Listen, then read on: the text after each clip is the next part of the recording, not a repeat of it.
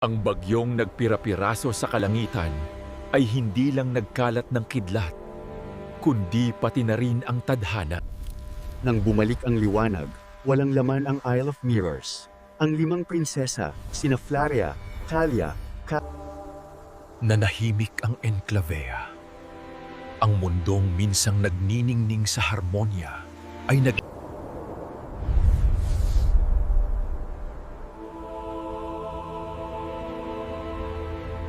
Nagising si Flaria sa nagngangalit na kapatagan ng Ashen Wastes, kung sa amang apoy ng Emberia ay walang natagpuan kundi alikabok. Ang kalangitan ay pula. Ang lupa ay nabasag sa ilalim ng kanyang mga paa. Ang kanyang dating maliwanag na korona ay nakahandusay na basag sa tabi niya. Nasaan ako? tanging ang hanginlan ang sumagot. Dala ang mahinang bulong ng kanyang sariling pagmamataas. Iniangat niya ang kanyang kamal at biglang lumitaw ang apoy. Ngunit ang apoy ay mahinang kumislap. Hindi! Maging ang apoy ay maaaring maglaho. Sa unang pagkakataon, hindi na iligtas si Flaria ng kanyang apoy. Tanging ang kanyang puso lang ang nakagawa at sa gayon, sinimulan niya ang kanyang paglalakbay sa buong lupain, naghahanap ng init hindi sa kapangyarihan kundi sa pag-asa.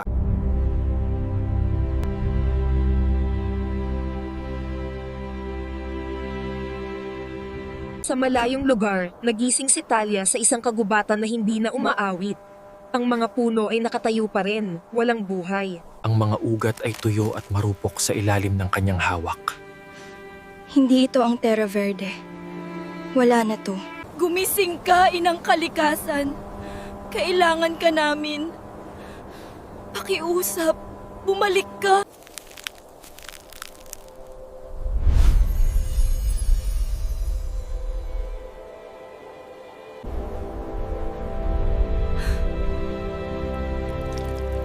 Nandito ka pa rin.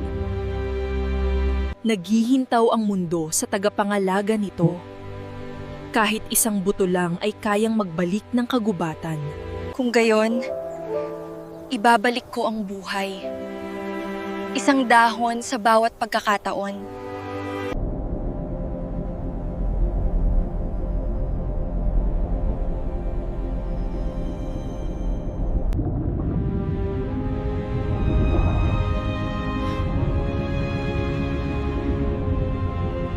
Bathala, iniwan mo na rin ba ako?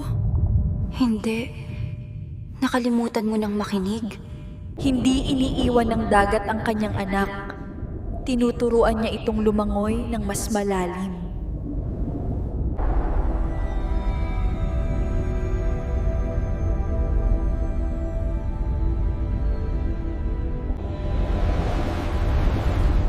Gumising ka. Kailangan pa tayo ng mga alon. Gumising ka.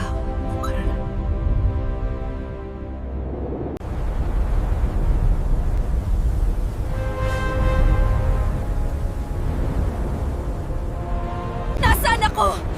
Kailangan kong kumalma.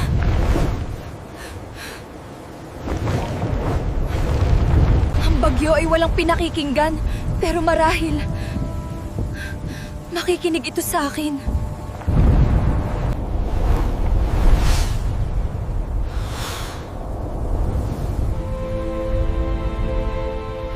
Mga hangin ng Aeria, ako ang inyong tinig at kailangan ko ang inyong kapayapaan.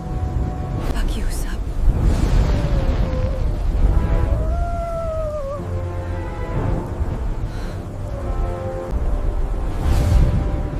Hindi mo kailangang utusan ang hangin. Kailangan mo lang itong unawain.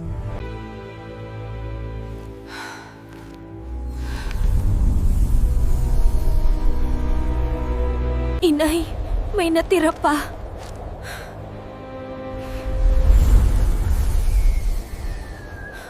Ina, ito na lang ba ang natitira? Kahit isang ningas ay kayang muling pag-alabin ang bukang liwayway. Ang pag-asa ay nananatili. Anak ko.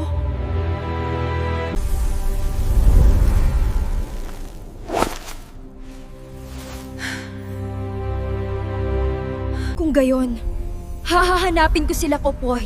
Silang lahat. Iuuwi ko ang aking mga kapatid.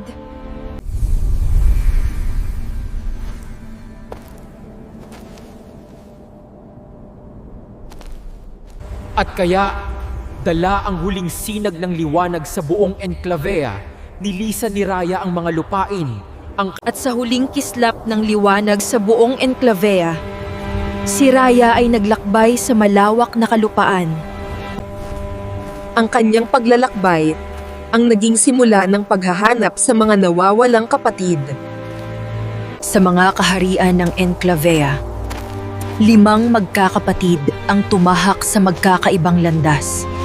Bawat isa'y natutunan na ang tunay na lakas ay hindi nagmumula sa kanilang kapangyarihan, kundi sa pag-ibig na nagbubuklod sa kanila. Sapagkat ang propesya ay hindi nagwakas, ito'y nagsisimula pa lamang. At sa isang dako sa dulo ng Abok-Tanaw, ang anino na dating natutulog sa ilalim ng Enclavea ay nagsimula ng magising muli.